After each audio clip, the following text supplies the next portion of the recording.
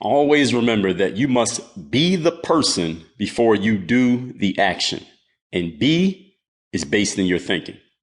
We all know about doing stuff, right? You know any people who are always doing something? They always seem to be active. They're getting this done. They're getting that done. But for whatever reason, they're not getting to the end result, whatever that happens to be for them.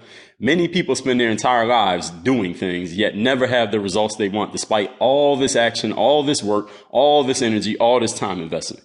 These are the people who literally work themselves to death. You ever heard that phrase? It's literal. People work their entire lives till they die, but never get the results that they want because they're always doing. And you know why that happens? Because most of those people, almost actually 100% of those people, skip the step. Step one of the results process is not to start taking action. Step one is being, and that's with a capital B. In order for me to have these things, in order to take the actions necessary to have them, who do I need to be as a person, as a husband, as a wife, as a player, as a CEO? This is the question you need to start asking yourself. And this is the first step to getting results. I'm going to say that question one more time. In order for me to have these things and to take the actions necessary to have them, who do I need to be as a person, husband, wife, player, CEO, employee, boss, maintenance man, ditch digger? Who do I need to be as a person? This is a question many people never ask themselves. They never become the necessary person, and despite all they're doing, they never have what they want. So how can you be the right person? What you need to do is address your thinking, not your doing, but your thinking, because we all become what we think about, which means the person you need to be is 100% based in how you think.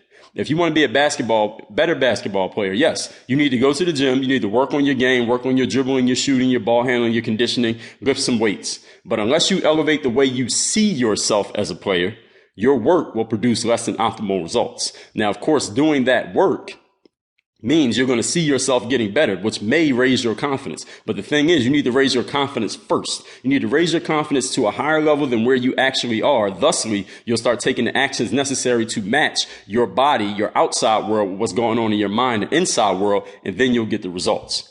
So how can you start changing your thinking?